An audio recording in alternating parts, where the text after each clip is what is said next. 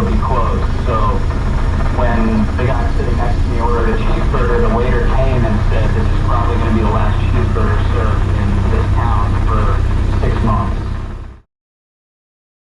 Hey everybody, Kevin back again. It's Sunday afternoon, it's a beautiful day outside, and I decided to spend a little bit of time in my little garage at the house working on the shop truck. Now we've got some time on the engine, and the valve train's getting a little noisy, so I'm going to show you how to do a valve adjustment on this 270 inline 6 that's in the shop truck. The procedure that I'm going to show you today is a little bit quicker than what you would typically see if you were reading an owner's manual or something like that, so it's quite a bit of a shortcut.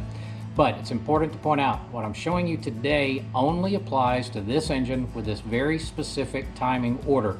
If you do it in an engine that has a different timing order than this, then you could potentially destruct that engine. So let's have some fun, guys.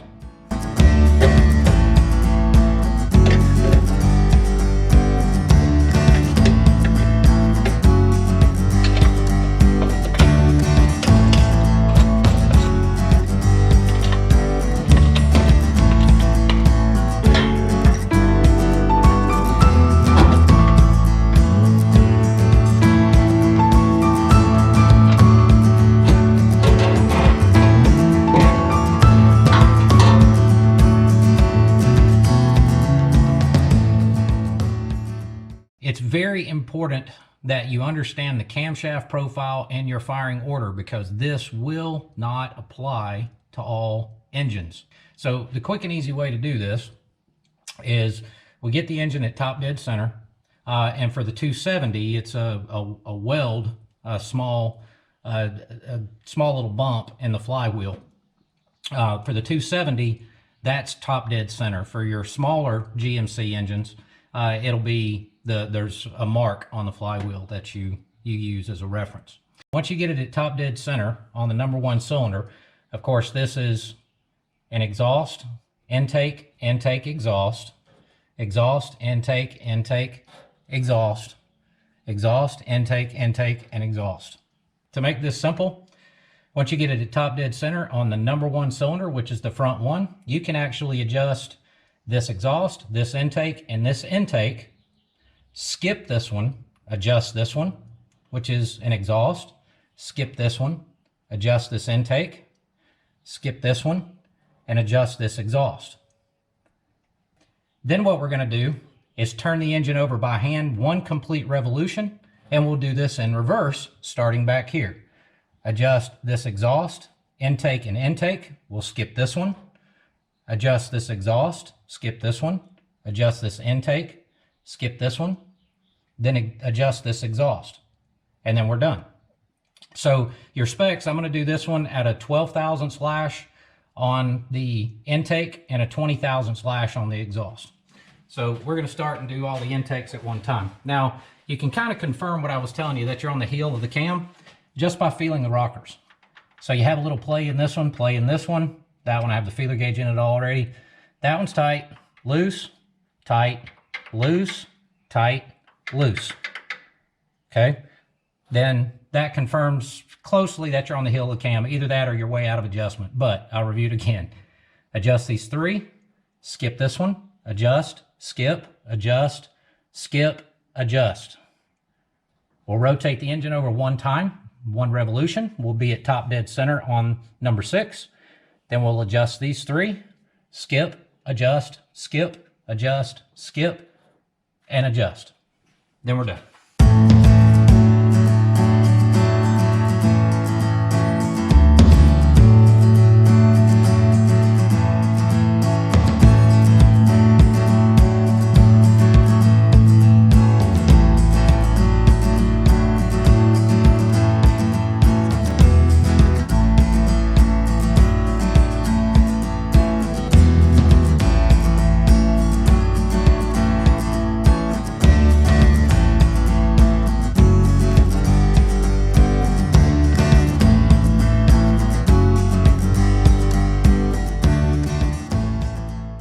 Now, a couple of minutes ago, I'd mentioned you can turn the engine over by hand. What I meant was you grab the fan.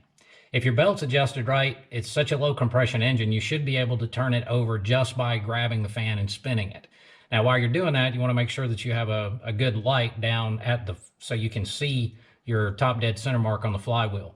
We're going to go exactly 1 revolution, and then that should put us at TDC on number 6 back there in the back. So just to verify, we're loose here, here, here.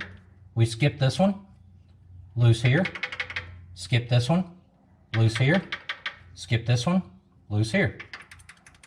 Okay, then we verify this is exhaust, intake, intake, exhaust. Exhaust, intake, intake, exhaust, and exhaust.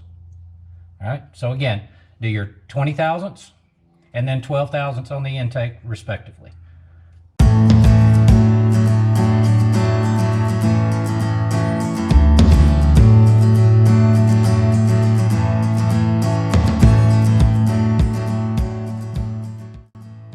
So I mentioned I was going to tell you guys a little trick that I've been doing for, like I said, over 30 years on anytime I'm using a Cork gasket. It could be on, in a case on this Inline 6, it could be the push rod tube cover, the valve cover, any other type of valve cover, small block Chevys, etc., that are using Cork style gaskets.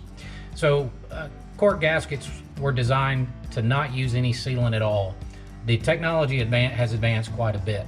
So what I do, believe it or not,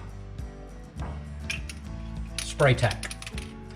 So one of the issues with Cork gaskets is that they can move around, and when you use silicone during the install, they can actually move and slip and slide around. And since it's a non-hardening sealant, then the gasket can also move around and allow oil to get underneath and creep past it and leak out.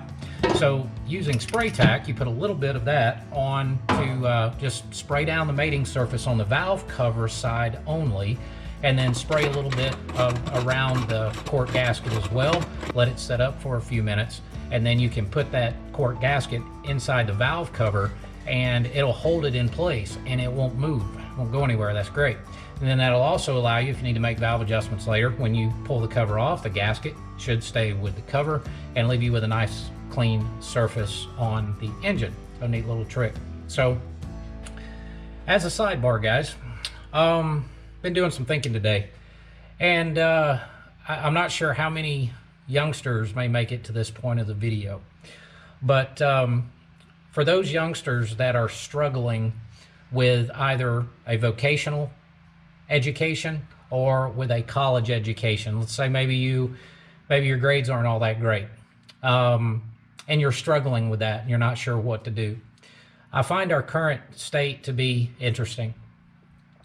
And I find it also interesting that, unfortunately, there are quite a few college degreed people that are sitting at home, and the people that we refer to as skilled laborers, blue collar workers, are now called essential. They're the truck drivers, the plumbers, the electricians, and the car mechanics. If I've earned your subscription, do me a favor, hit the like button, hit subscribe, hit the bell, so you can get more updates on this sort of stuff. And we'll see all of you next week. Have a great weekend and stay safe. Take care of yourselves.